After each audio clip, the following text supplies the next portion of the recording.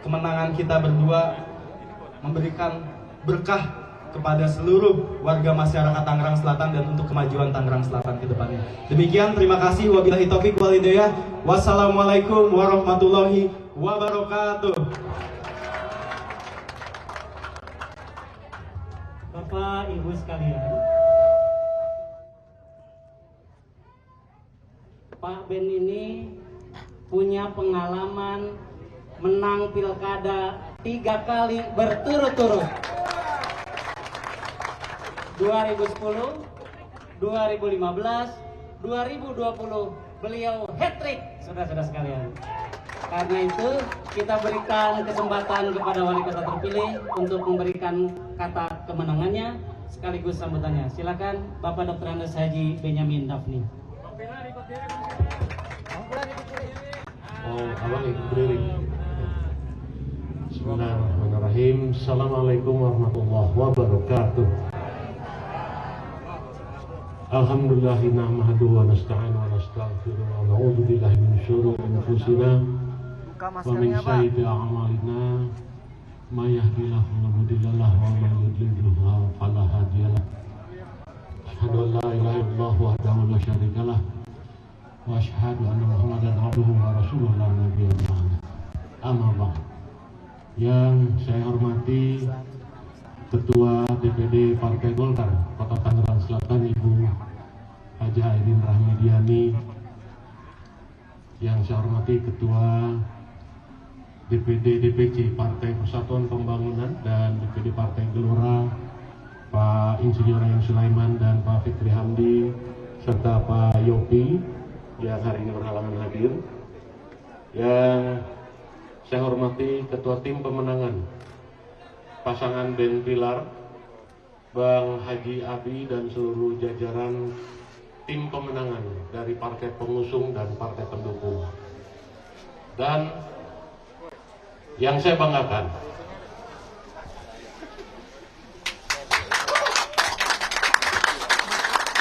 anak muda luar biasa. Anak muda luar biasa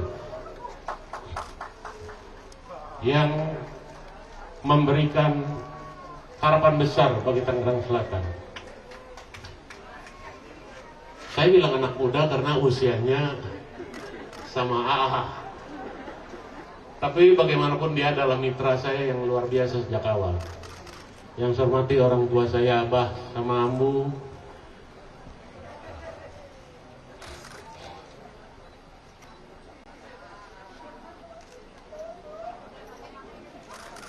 Ya.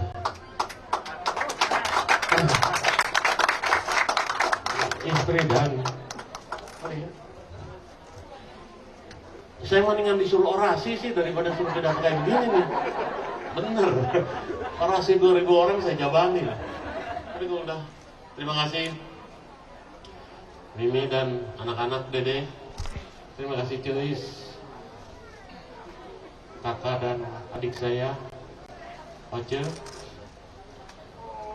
Hadirin yang saya banggakan, Bapak dan Ibu yang saya hormati, tadi ketua konsultan pemenangan pasangan Ben Pilar, Bang Ferry Muklis Arifuzaman dari Konsepindo Indonesia telah menyampaikan data-data hasil quick count. Kita tahu bahwa 3 lembaga survei yang tadi disampaikan adalah lembaga yang kredibel karena terdaftar secara nasional. Dan hasil hitungan sementara tadi, sebagaimana layaknya quick count di berbagai pemilihan kepala daerah atau pemilihan umum, adalah hasil yang tidak bisa dibantah lagi karena relatif tidak akan jauh berbeda dengan penetapan atau hasil yang resmi dari KPU nantinya. Oleh karena itu saya mengajak kepada semua pihak, seluruh masyarakat Tangerang Selatan untuk menunggu terlebih dahulu hasil penghitungan yang pasti dari KPU, pengumuman secara resmi dari KPU. Itu yang tentunya menjadi pedoman kita untuk kita pakai dalam berbagai kesempatan. Saya ingin ucapkan terima kasih yang tak terhingga. Saya ingin memberikan penghargaan yang luar biasa, utamanya kepada Ibu Haja Airin Rahmidiani. Bukan saja sebagai Ketua DPD Partai Golkar, tapi sebagai mentor saya di dalam pemerintahan hampir 10 tahun kami bersama-sama.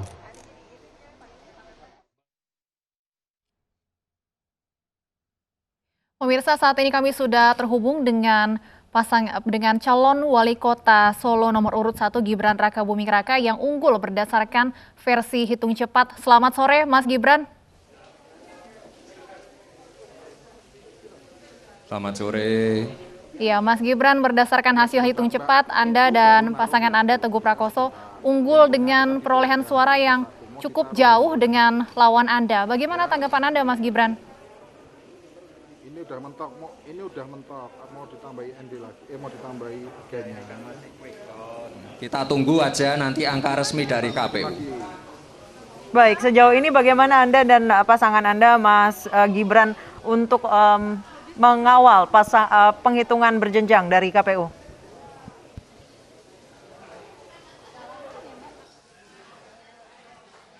Ya, suaranya kami kawal terus. Ada petugas-petugas kami yang ada di tiap-tiap TPS.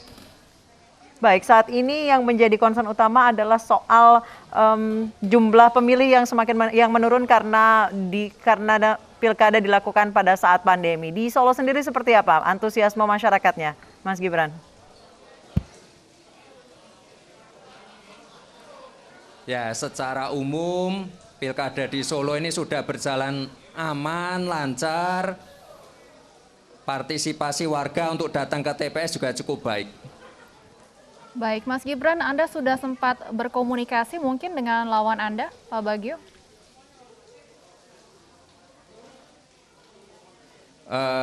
Saat ini belum, tapi nanti dalam waktu dekat, jika beliau berdua sudah longgar, akan kami soani ke kediaman masing-masing. Baik, angka 87,15% suara ini cukup tinggi. Mas Gibran, sejauh ini seperti apa kepercayaan diri Anda nanti pada saat penghitungan berjenjang dari KPU?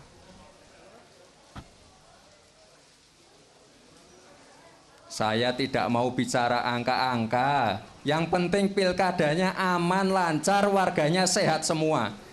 Urusan angka itu urusan belakangan. Baik. Yang penting warganya sehat semua, pilkadanya aman, lancar. Itu yang paling prioritas. Baik, Mas Gibran, dengan angka yang cukup tinggi ini hampir bisa dipastikan Anda akan menjabat sebagai wali kota Solo 5 tahun ke depan. Apa yang akan menjadi misi utama Anda nantinya?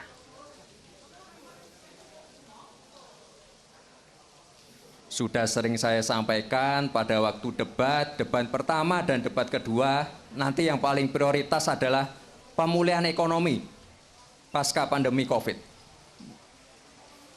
Baik, sejauh ini Anda melihat seperti apa penanggulangan pandemi COVID-19 di Solo, Mas Gibran?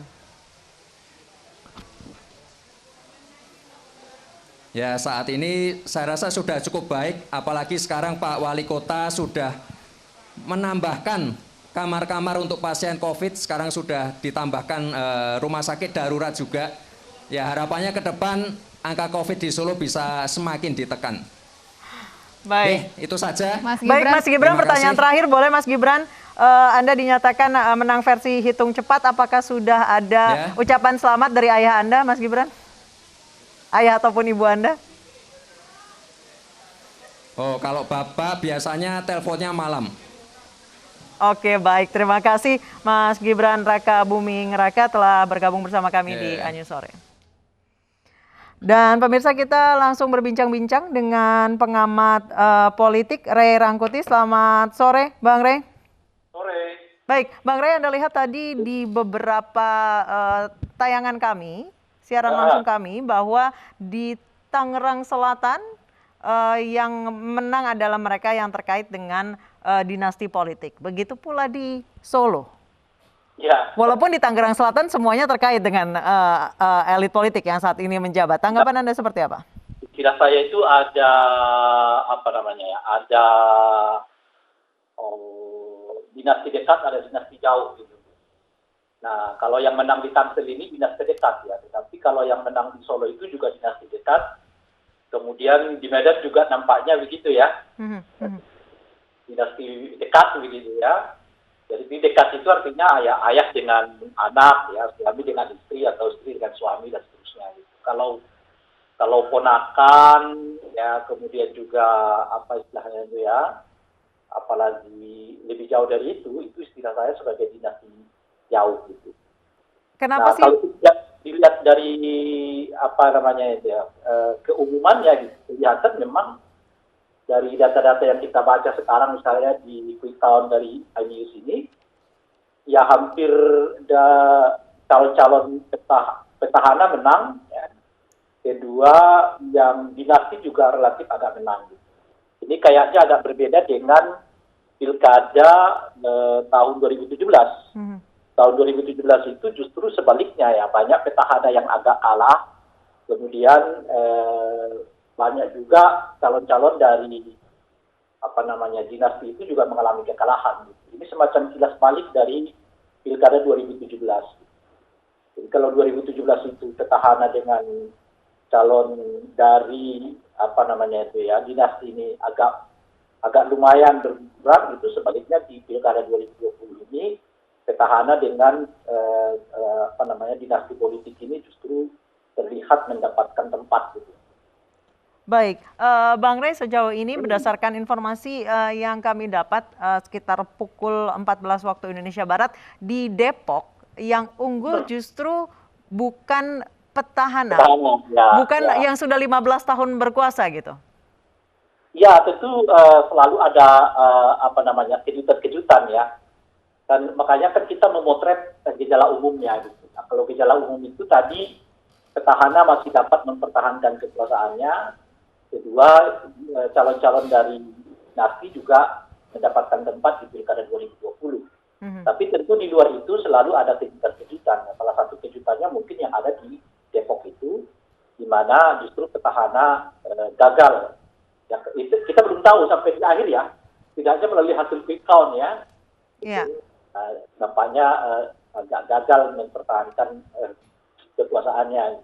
Bang Rey, kalau menurut Anda apa sih yang membuat hasil dari pilkada serentak kita bandingkan 2018 dengan tahun 2020 ini yang cukup berbeda jika tahun 2018 banyak petahana yang gagal, bahkan ada kota kosong yang menang, sementara di 2020 lebih mudah untuk ditebak hasilnya?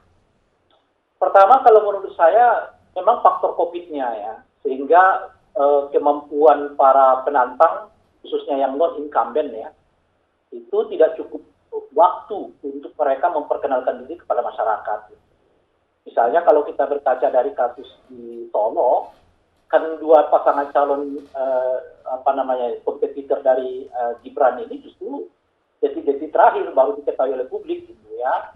Jadi tidak cukup waktu bagi mereka untuk memperkenalkan diri. Itu yang pertama. Begitu juga di Tangsel kalau kita lihat ya, dua kandidat yang ada sebagai penantang dari dari incumbent justru ditetapkan di akhir-akhir ya. Mungkin Ibu Aisyah jauh lebih lama, tetapi kalau pasangan Pak Muhammad dengan Pak Ibu Sarah relatif cukup cepat ya. Maksud saya cukup terlambat untuk diperkenalkan kepada masyarakat. Jadi pertama adalah faktor pengenalan gitu ya. Saat yang bersamaan karena situasi COVID, kemampuan mereka untuk memobilisasi popularitas juga agak terganggu ya. Karena lagi-lagi karena COVID ini ya, sehingga intensitas pertemuan dengan masyarakat juga tidak terlalu banyak. Gitu. Nah yang ketiga, nah ini yang mungkin perlu penelitian menurut saya, yaitu mencoba melihat apakah ada hubungan antara bansos dengan pilkada ini. Baik, Bang Rey, kita akan lanjutkan dialog bersama Bang Rey Rangkuti, Direktur Lingkar Madani. Tapi sebelumnya kita akan menuju ke Depok untuk mendengar pernyataan dari Muhammad Idris dan Imam Budi Hartono, pasangan calon nomor urut 2. Dalam menjalankan kesepakatan kita bersama, harapan saya insya Allah ya, dan saya yakin tidak ada yang merasa paling berjasa dalam kesuksesan ini. Kita semua berjasa, sekecil apapun yang pernah dilakukan oleh kita, oleh teman-teman, jangan dianggap sesuatu yang kecil. Sesuatu yang besar menjadi besar karena sesuatu yang kecil, dan jangan pernah menganggap remeh dan kecil. Ini yang harus prinsip yang harus kita pegang. Untuk itulah ke depan para hadirin sekalian, masa atau fase kampanye, fase perbedaan sudah tidak ada lagi. Mari kita mengajak untuk bangun Depok bersama. Kami siap berkomunikasi dengan siapapun juga. Begitu Bang Mazhab ya? Masih ada nggak dia? Ya. Kita siap dan membuka untuk berkomunikasi dengan siapa saja untuk Depok yang lebih maju, berbudaya dan sejahtera. Ya tentunya apalagi dengan teman-teman gitu ya. Nah, ini yang kami ingin sampaikan hadirin sekalian. Fase tersebut kita sudahi sampai di sini. Tetapi terus terang kerja-kerja Idris Imam, kerja-kerja partai pengusung, kerja-kerja para relawan dan stakeholder seluruhnya ini tidak selesai sampai di sini. Bahkan ke depan lebih berat. Kita punya 10 janji kampanye. Kita punya program-program strategis untuk pembangunan dan kesejahteraan rakyat. Ya, ini yang pertama. Jadi tugas ke depan, tantangan ke depan lebih besar. Ya, Bunda Eli dan Eti, ya, insya Allah selalu setia menemani Idris dan Imam. Bapak Ibu sekalian yang saya hormati, yang saya banggakan, yang terakhir saya juga ingin mengingatkan bahwa ini baru hitungan cepat, quick count, ya. Dan saya dengar laporan dari penyelenggara pilkada, suara yang baru selesai hitung masuk ke KPUD baru 45%. Dan persentasenya kita tetap masih unggul. Ya, mudah-mudahan sampai 100% unggul. Tetapi ada hal lagi yang lebih penting. Harapan kami agar teman-teman relawan ya nanti atas koordinasi bersama partai pengusung untuk mengawal penghitungan manual terhadap hasil pilkada dari TPS-TPS di PPK, di kecamatan. Agar dikawal dan sampai ada penetapan dari KPUD dan sampai nanti ada pelantikan setelah penetapan sebagai wali kota, wakil wali kota Depok.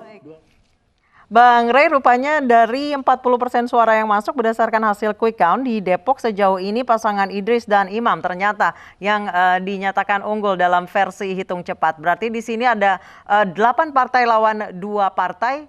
Yang unggul adalah yang 2 partai. Kami akan membahasnya bersama Ray Rangkuti, Direktur Lingkar Madani, usai jeda berikut. Tetap bersama kami.